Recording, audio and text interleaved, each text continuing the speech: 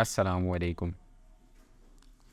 الحمدللہ نحمدہ ونستعینہ ونستغفرہ ونؤمن بہ ونتوکل علیہ ونعوذ باللہ من شرور انفسنا ومن سیئات اعمالنا من یہدہ اللہ فلا مضل لہ ومن یضللہ فلا ہادی لہ واشہد ان لا الہ الا اللہ وحدہ لا شریک لہ واشہد ان محمدا عبدہ ورسولہ اما بعد فقد قال اللہ سبحانہ وتعالی فی کلامہ المجید اعوذ باللہ من الشیطان الرجیم بسم اللہ الرحمن الرحیم یا ایہا الذین آمنوا لا تتخذوا بطانة من دونکم لا یألونکم خبالا ودوا ما عنتم قد بدت البغضاء من افواہہم وما تخفی صدورہم اکبر قد بینا لکم الآیات ان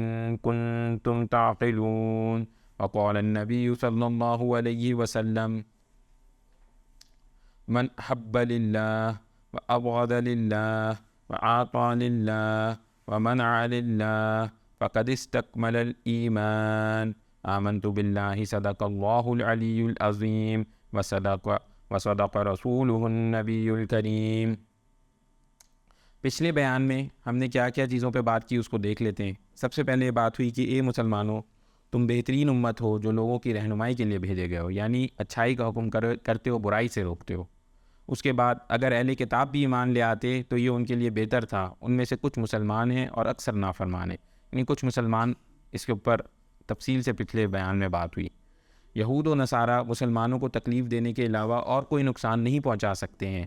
اگر وہ مسلمانوں سے لڑائی کریں تو پیٹ پھیر کر بھاگ جائیں گے، جب بھی جنگ کی اصل کیفیت بنے گی تو وہ پیٹ پھیر کر بھاگیں گے۔ پھر اس کے بعد یہود و نصارہ پر اللہ سبحانہ تعالیٰ نے ذلت مسلط کر دی ہے۔ اہل کتاب اللہ سبحانہ تعالیٰ کے غضب کے مستحق ہیں۔ اہل کتاب میں سے کچھ حق پر بھی قائم ہیں، اس کے اوپر بھی بات ہوئی تھی۔ کافروں کے بارے میں بات ہوئی کہ ان کا ٹھکانہ جہنم ہے، ان کو مال اور اولاد کچھ کام نہیں آئے گا۔ اور اس پہ بھی بات ہوئی کہ کافر جو کچھ دنیا میں خرچ کرتے ہیں وہ آخرت میں ان کے کچھ کام نہیں آئے گا۔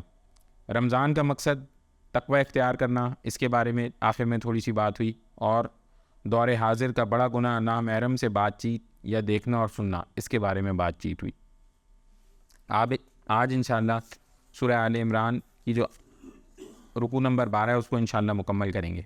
جو اس کا طریقہ کار یہ ہوگا کہ آج کوئی 3 آیتیں ہیں، ان کا میں انشاءاللہ پہلے ترجمہ پیش کروں گا اور اس کے بعد ان پہ تفصیل سے بات کریں گے انشاءاللہ۔ تو آیت نمبر 118 اس کا ترجمہ، اے ایمان والو، اپنی جماعت کے لوگوں کے سوا دوسروں کو اپنا رازدار نہ بناؤ، وہ تمہاری خرابی کے کسی موقع سے فائدہ اٹھانے سے پیچھے نہیں ہٹتے، تمہیں جس چیز سے نقصان پہنچے وہی ان کو محبوب ہے، ان کے دل کا بغض ان کے منہ سے ظاہر ہو گیا ہے، اور جو کچھ وہ اپنے سینوں میں چھپائے ہوئے ہیں وہ اس سے بھی زیادہ برا ہے۔ ہم نے تمہیں صاف اور واضح ہدایت دے دی ہیں اگر تم عقل رکھتے ہو۔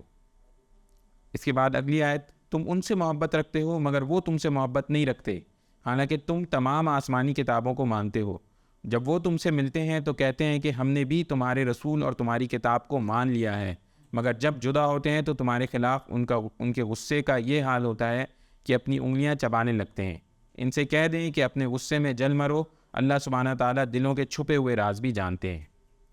اور پھر آخری آیت اس کا ترجمہ، اگر تمہیں کوئی بھلائی پہنچے تو انہیں برا لگتا ہے، اور اگر تمہیں کوئی برائی پہنچے تو اس پر خوش ہوتے ہیں، اور اگر تم صبر کرو اور تقوی اختیار کرو تو ان کا مکر و فریب تمہارا کچھ نہیں بگاڑ سکے گا، بے شک اللہ سبحانہ تعالیٰ نے ان کے تمام کاموں کو گھیرے میں لیے ہوئے ہیں۔ اچھا، یہ 3 آیتیں ایک ساتھ جوڑ کر کے آپ لوگوں کے سامنے پیش کی ہیں۔ پہلے تو ایک تھوڑا سا اس دور کے اعتبار سے اس کا شان نزول سمجھ لیں۔ مدینہ کے اطراف میں جو یہودی آباد تھے ان کے ساتھ اوس اور خزرج کے لوگوں کی قدیم زمانے سے دوستی چلی آ رہی تھی۔ جب اوس اور خزرج کے قبیلے مسلمان ہو گئے تو اس کے بعد بھی وہ یہودیوں کے ساتھ پرانے تعلقات نبھاتے رہے، یعنی دونوں مسلمان ہو گئے، اور چونکہ پہلے سے ان سے دوستی تھی تو وہ دوستی بہرحال نبھاتے رہتے تھے۔ لیکن یہودیوں کو نبی کریم صلی اللہ علیہ وسلم سے اور آپ کے لائے ہوئے دین سے جو عداوت تھی، اس کے بنا پر وہ کسی ایسے شخص سے مخلصانہ محبت رکھنے کے لیے تیار نہ تھے جو اس دعوت کو قبول کر کے مسلمان ہو گئے۔ کیونکہ ان کو نبی کریم صلی اللہ علیہ وسلم سے دشمنی تھی، کھلم کھلا دشمنی تھی. اب ان کا بھلے چاہنے والا بھی مسلمان ہو گیا اور مان گیا، ان کے دل میں کوئی محبت ایسی اس کے لیے باقی رہی نہیں تھی. انہوں نے انصار کے ساتھ ظاہر میں تو وہی تعلقات رکھے جو پہلے سے چلے آ رہے تھے، مگر دل میں اب وہ ان کے دشمن ہو چکے تھے. اسی ظاہری دوستی سے ناجائز فائدہ اٹھا کر ہر وقت اس کوشش میں لگے رہتے تھے کہ کس طرح مسلمانوں کی جماعت میں اندرونی فتنہ و فساد برپا کر دیں. تو یہ اس دور میں یہ آیتیں نازل ہوئیں، اور اس دور میں اللہ تعالیٰ نے مسلمانوں کو یہ بات یوں سمجھائی کہ بھئی تم اپنی جماعت کے ساتھ رہو، مسلمانوں مومنین کے ساتھ رہو، ایسی دوستیاں نہ رکھو، ایسی بات چیت اس طرح کی چیزیں نہ کرو.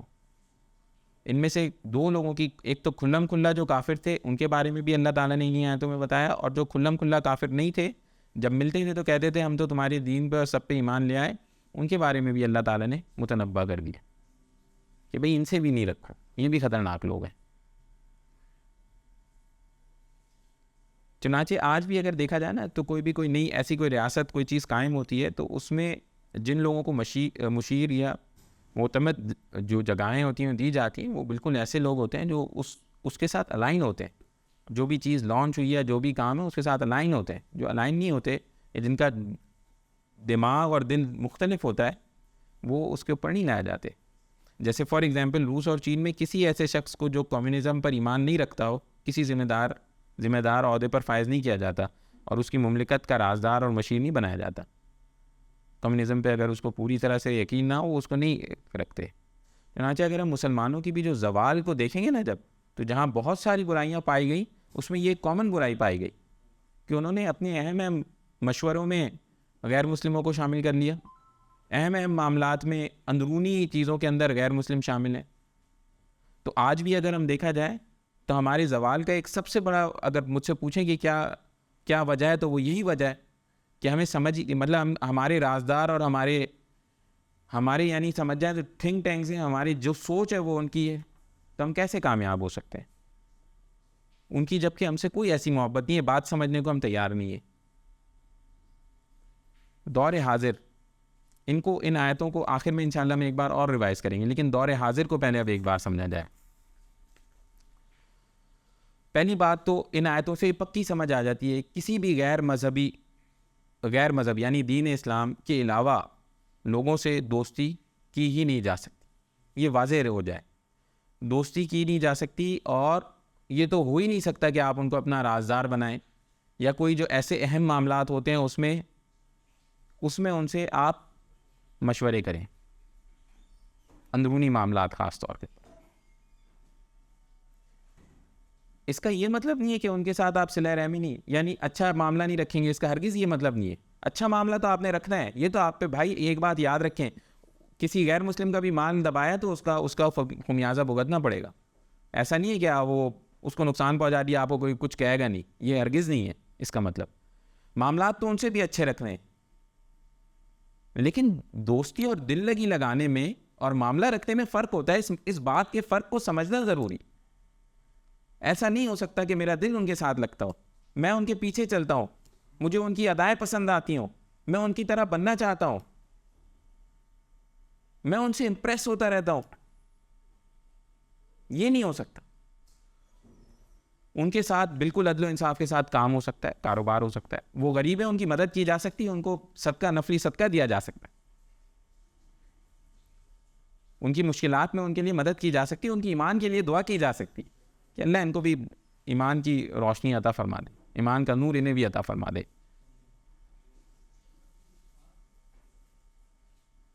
مگر یہ بالکل ایسے لٹنے کو تیار نہیں ہو سکتے بھائی ان کے پیچھے کہ سب کچھ ان کو مان لیا اور اپنا آپ تو کچھ ہے ہی نہیں. انا للہ و انا الیہ راجعون. یہ نہیں ہو سکتا، یہ کسی صورت نہیں ہو سکتا. چنانچہ یہ بات تو واضح ہو گئی نا، یہ تو انشاءاللہ سمجھیں گے، اور میرے خیال میں اس کو سمجھ کے عمل کرنے کی ضرورت ہے. مگر ہماری سطح کے اوپر جو بات ہے اس کو سمجھنا بھی ضروری ہے، اور اس کو سمجھنے کے لیے پہلے اس وقت دور حاضر کے اوپر نظر دوڑانی ہوگی. تو جب نظر دوڑائیں گے تو کیا سمجھ آئے گا؟ سمجھ یہ آئے گا کہ یہ جو دور ہے اس میں کثرت ہے جو نام کے مسلمان ہیں ان کی. اس میں کثرت ہے جو منافقین ہیں ان کی کثرت ہے، کھلم کھلا نماز کے بارے میں الٹی سیدھی بات کر دیں گے، انا للہ و انا الیہ راجعون۔ تو یہ درجہ منافق کا بھی نہیں ہوتا، یہ درجہ کافر کا ہوتا ہے۔ یاد رہے یہ بات، جو واضح احکامات کو منع کر دے یہ کافر کے درجے پہ جاتا ہے بھائی، یہ منافق کے درجے پہ بھی نہیں جاتا۔ منافق بھی دل سے تو بولے گا کہ نماز ہوتی ہے، لیکن دل میں ہوگا کوئی نماز نہیں ہوتی، کچھ نہیں ہوتا نماز، انا للہ و انا الیہ۔ کافر کھلم کھلا بولے گا وہ بھائی اس سے نماز سے کچھ نہیں ہوتا، دل سے مسلمان ہونے چاہیے۔ یہ پتہ نہیں کون سا مسلمان ہے، کوئی اپنی ڈیفینیشن کا مسلمان ہے۔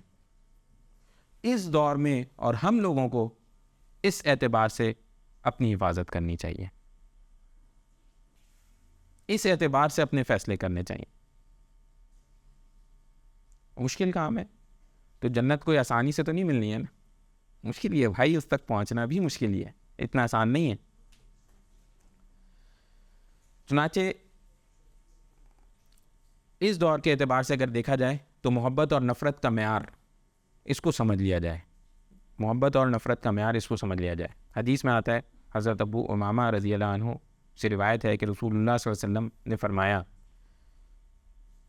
جس نے اللہ تعالیٰ کی رضا کے لیے محبت کی، اللہ ہی کی رضا کے لیے دشمنی کی، اللہ ہی کی رضا کے لیے دیا اور اللہ ہی کی رضا کے لیے منع کر دیا، تو اس نے اپنا ایمان مکمل کر لیا۔ واضح ہوئی بات، اللہ تعالیٰ کی رضا کے لیے محبت کی، اللہ تعالیٰ کی رضا کے لیے بغض رکھا دل میں، کسی سے نفرت کی تو وہ اللہ تعالیٰ کی رضا کے لیے کی، کسی کو دیا تو اللہ کی رضا کے لیے دیا، کسی سے رکا تو اللہ کی رضا کے لیے رکا، اس بندے نے اپنا ایمان مکمل کر لیا۔ اور اصل بات تو ایمان ہی ہے نا، ہم نے تو اصل چیز کیا حاصل کرنا ہے؟ ایمان حاصل کرنا ہے، پکا مومن بننا ہے۔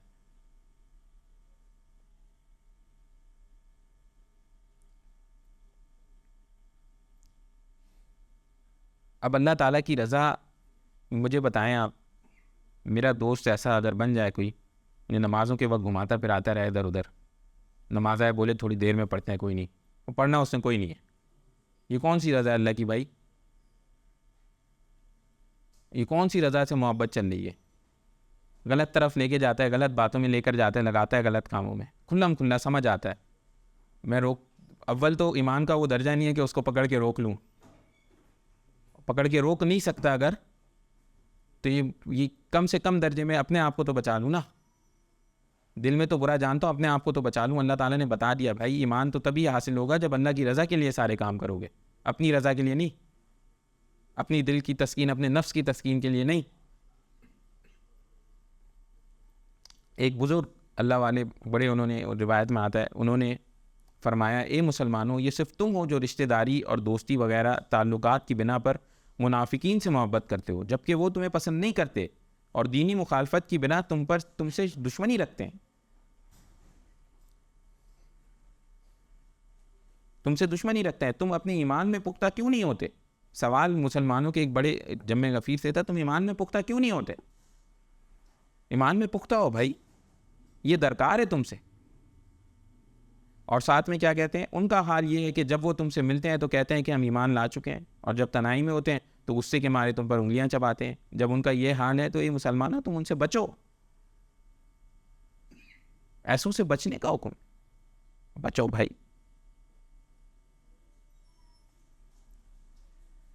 چنانچہ اس میں اس حد تک سختی ہے کہ ایک اور صحیح روایت میں آتا ہے کہ حضرت ابو سعید رضی اللہ عنہ کہتے ہیں کہ نبی کریم صلی اللہ علیہ وسلم نے فرمایا، مومن کے سوا کسی کو ساتھی نہ بناؤ، مومن کے سوا کسی کو ساتھی نہ بناؤ، اور تمہارا کھانا سوائے پرہیزگار کے کوئی اور نہ کھائے۔ یعنی وہ تو یہاں تک سختی آئی کہ تم پھر پرہیزگاروں کے علاوہ اپنا کھانا بھی کسی کو نہ کھلاؤ۔ اتنی زیادہ اس چیز کے اوپر گرپ بناؤ۔ دیکھیں، اس بات کا تو اتفاق کریں گے نا کہ مسلمان شدید زوال میں کریں گے نا، اس میں اتفاق، یعنی کوئی بولے گا نہیں بھائی مسلمان تو اس وقت زبردست اوپر جا رہے ہیں، تو کہیں نہ کہیں تو ہمیں دیکھنا ہوگا نا ہم مسئلہ کر کیا رہے ہیں، ہماری غلطیاں چل کیا رہی ہیں ہم سے۔ اللہ تعالیٰ سے مخالفت کر کے تو نہیں جیت سکتے، بات تو اچھی طرح سمجھ لیں۔ اب دور حاضر کیا ہے مجھے آپ بتائیں، شکر ہے اللہ کا الحمدللہ، ایک صاحب سے ملاقات ہوئی، بینک میں نوکری کرتے تھے، وہ خود سے کہنے لگے او بھائی یہ میں بینک کی نوکری کرتا ہوں اور میرا سودی بینک ہے، تو بس مجبور ہوں اس طرح سے، مال میرا تھوڑا سا ایسا ہو جاتا ہے، مشکوک ہو جاتا ہے، لیکن مجبور ہوں کام کرنا اور گھر چلانا اور معاملات چلانے. تو یہ بندہ یہ بچا ہوا ہے، یہ اپنے ایمان کے کسی حال کے اوپر ہے، اللہ تعالیٰ اس کو توفیق عطا فرمائے کہیں اور اس کو اچھی نوکری مل جائے. لیکن دور حاضر میں وہ ایسے مل جائیں گے، سود کو بولیں گے کیا ہو گیا بھائی تمہیں، یہ سب سے اچھی نوکری ہے، سیکیور جاب ہے، یہ تمہیں اس میں زیادہ تمہاری ترقی کے امکانات ہیں، اس میں آگے بڑھ جاؤ گے، اس کو دیکھو اس کو دیکھو، اس کو فلانا کس لیول پہ پہنچ گیا ادھر. تب ذرا آپ خود ان دونوں کی کیفیات کو سود میں تو کوئی شک ہی موجود نہیں ہے نا، کھلم کھلا ہے نا، یہ اللہ تعالیٰ اور اللہ کے رسول سے جنگ کی بات ہے نا.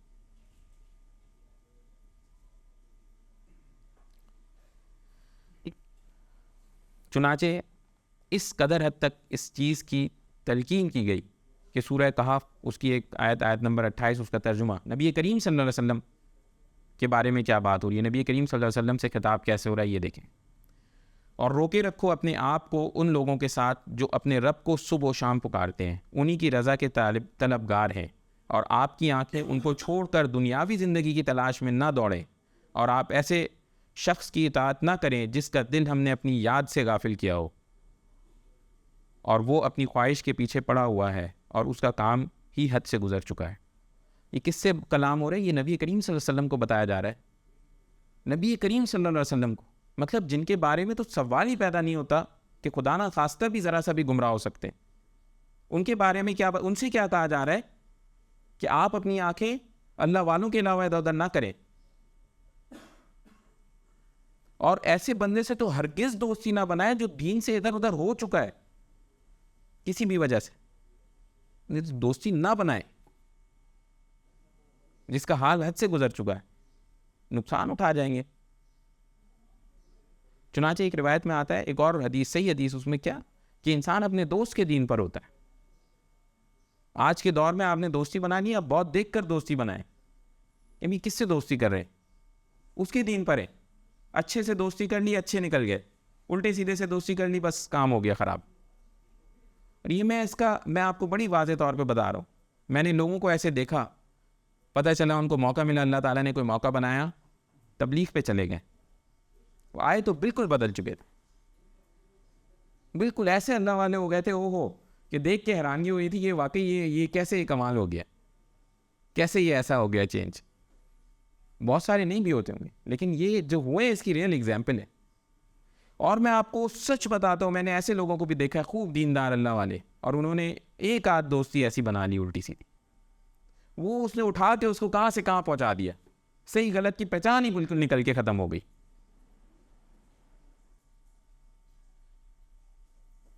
تو لہٰذا یہ پکی بات ہے، اپنے آپ کو میں کہتا ہوں، اللہ والوں کو کہتا ہوں، وہ جب کسی سے دوستی کرے، کسی کی رہنمائی کے لیے دوستی کریں، اگر کسی کو اچھا کرنے کے لیے دوستی کریں، بہت سنبھل کر کے کریں.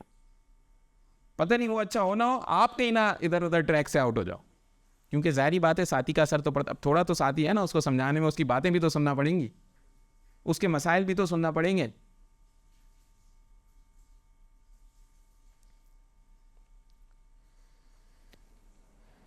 چنانچہ ایک بار میں خواہش کروں گا اب اس پس منظر سے ان آیتوں کو دوبارہ سے ایک بار پڑھا جائے اور سوچا جائے، اس دور حاضر کے اعتبار سے اس کو ایک بار دیکھا جائے. اے ایمان والوں، اپنی جماعت کے لوگوں کے سوا دوسروں کو اپنا رازدار نہ بناؤ، اپنی جماعت کے لوگوں کے سوا دوسروں کو اپنا رازدار نہ بناؤ. بہت دیکھ کر کے اپنے ارد گرد کے لوگوں کو چنیں، نیک سوالے لوگوں کو چنیں، اللہ والوں کو چنیں، جو اللہ سے ڈرتے ہوں ان کو چنیں، اپنے ذاتی مفادات نہ دیکھتے ہوں، کو رازدار نہ بناؤ. وہ تمہاری خرابی کے کسی موقع سے فائدہ اٹھانے سے پیچھے نہیں ہٹتے، تمہیں جس چیز سے نقصان پہنچے وہی ان کو محبوب ہے، ان کے دل کا بغض ان کے منہ سے ظاہر ہو گیا ہے، اور جو کچھ وہ اپنے سینوں میں چھپائے ہوئے ہیں وہ اس سے بھی زیادہ ہے. ہم نے تمہیں صاف اور واضح ہدایت دے دی ہے اگر تم عقل رکھتے ہو. عقل رکھنے والوں کے لیے واضح ہدایت ہے کہ بہت دیکھ کر کے رازدار بنائیں، بہت دیکھ کر کے مشورہ لیں، اب یہ فیصلہ کریں عقل والے ہیں کہ نہیں ہے. اس کے بعد تم ان سے محبت رکھتے ہو، وہ مگر تم سے محبت نہیں رکھتے، حالانکہ تم تمام آسمانی کتابوں کو مانتے ہو۔ جب وہ تم سے ملتے ہیں تو کہتے ہیں کہ ہم نے بھی تمہارے رسول اور تمہاری کتاب کو مان لیا ہے، مگر جب جدا ہوتے ہیں تو تمہارے خلاف ان کا غصے کا یہ حال ہوتا ہے کہ اپنی انگلیاں چبانے لگتے ہیں۔ ان سے کہہ دیں کہ اپنے غصے میں جل مرو، اللہ سبحانہ تعالیٰ دلوں کے چھپے ہوئے راز بھی جانتے ہیں۔ ہرگز بھی ایسا نہیں کہا جا رہا کہ آپ بدتمیز ہو جائیں، آپ خدا نخواستہ قطع تعلقی، قطع رحمی کی طرف چلے جائیں، ہرگز یہ نہیں کہا جا رہا۔ بات یہ ہو رہی ہے کہ تم ان سے محبت نہ رکھو میرے بھائی، محبت نہ رکھو، اس بات کو سمجھ لیں۔ اچھے سے رہو، بلکہ جو کر سکتے ہو بڑھ چڑھ کے کرو، اللہ کی رضا کے لیے کرو، سب نکال لو، دیکھ لو میرا کام جو اللہ کی رضا کے لیے ہے، نہیں اللہ کی رضا کے لیے کر جاؤ۔ دوستوں کی مدد کرنے میں کوئی برائی نہیں ہے، محبت نہیں کرو، ان سے دل لگی نہیں کرو۔ پھر آخری بات، اگر تمہیں کوئی بھلائی پہنچے تو انہیں برا لگتا ہے، اور اگر تمہیں کوئی برائی پہنچے تو اس پر خوش ہوتے ہیں، اور اگر تم صبر اور تقوی اختیار کرو تو ان کا مکر و فریب تمہارا کچھ نہیں بگاڑ سکے گا۔ اب میں آپ کو اس میں جو ہے نا گولڈن بات جو تھی نا ان پوری آیتوں میں، وہ آپ کے سامنے پیش کر رہا ہوں۔ اور وہ کیا ہے کہ یہ لوگ جتنی سازشیں اس وقت بھی یہ کرتے رہے، بہت سازشیں یہودی، اور ہوا کہ آخرکار وہی وہاں سے نکالے گئے۔ وہی کبھی کسی ایک موقع پر بھی یہ ہمارے اصحاب کے اوپر، نبی کریم صلی اللہ علیہ وسلم کے اوپر غالب نہیں آ سکے، ایک موقع کے اوپر بھی نہیں آ سکے۔ یہ جو ارد گرد کا سارا قبیلہ، ساری دوستیاں خوب کوششیں کی، کبھی غالب نہیں آ سکے۔ لیکن اس کی ایک ٹرک اللہ تعالیٰ نے بتائی ہے، ایک طریقہ کار اللہ تعالیٰ نے بتایا ہے کہ یہ طریقہ کار اگر اختیار کر لو گے تو تمہارے اوپر یہ سارے معاملات عمل یہ اٹیک نہیں کچھ نہیں کر سکتے۔ یہ وہ کیا ہے؟ صبر اور تقوی، اللہ کا تقوی۔ اللہ کے تقوی سے ہوتا کیا ہوتا ہے جناب؟ اللہ کا ڈر ہے نا، اللہ کا تقوی۔ اللہ کا تقوی جس نے اختیار کر لیا وہ کیا ہوا؟ یعنی کہ وہ گناہوں سے بچ گیا۔ جب وہ گناہوں سے بچ گیا تو سمجھ جائیں وہ اللہ کی حفاظت میں آ گیا، اللہ کی حفاظت میں آ گیا۔ اس دور میں اگر آپ مجھ سے پوچھیں ہمارے سمجھنے کی کیا بات ہے، تو میں کہوں گا جو ہم نہ ہو اتنی نوافل، نہ ہو اتنی عبادتیں، اپنے فرائض کا پورا پکا پتا ہو کہ میں فرائض اپنے پورے ادا کر رہا ہوں، اور اللہ سے ڈرنے والا ہوں، گناہوں سے بچنے والا ہوں، آپ یقین مانیں کوئی بال نہیں آپ کا بگاڑ سکتا، کوئی نقصان نہیں پہنچا سکتا۔ گناہوں سے بچنے والا ہوں، اپنی زندگی سے ڈھونڈ کر کے گناہوں کو ختم کر دیں، اور گناہوں سے واقعی ایسے نفرت کریں۔ تو اگر ہمیں کسی ایسے دوست یا ایسے سراؤنڈنگ کی وجہ سے خدا نہ خواستہ کوئی ایسا موقع، ایسی بات بنتی ہے جو گناہ کی طرف لے کے جاتی ہے، اور وہ پھر اگر آپ کو واقعی اتنی بری لگ رہی ہے کہ مجھے آگ میں ڈالا جا رہا ہے، تو اس کا مطلب کیا ہے کہ میرا ایمان پکا ہو گیا اور میری حفاظت اللہ تعالیٰ کے ذمہ ہو گئی۔ اور اگر یہ ایسا نہیں ہے اس وقت، اور ایسا ہو جاتا ہے کہ میں دوستوں کے ساتھ بیٹھتا ہوں تو میرے منہ سے بھی 2 الٹے سیدھے کلمے نکل جاتے ہیں، تو بس سمجھ جاؤ بھائی یہ میں ابھی بہت مسئلے میں ہوں۔ ایسی صورت میں یہ ہے کہ میں فوراً سے کوشش کروں اللہ والوں کے ساتھ بیٹھوں، میری زبان بھی صاف ہو، دل بھی صاف ہو، کوئی غلط بات، کوئی غلط چیز میرے اندر سے ظاہر یا نکلے نہیں، رک جائے۔ پھر ایسا کر لیا اگر، تو اللہ تعالیٰ نے کیا کہا؟ ان کا مکر و فریب تمہارا کچھ نہیں بگاڑ سکے گا۔ بے شک اللہ سبحانہ تعالیٰ ان کے تمام کاموں کو گھیرے میں لیے ہوئے۔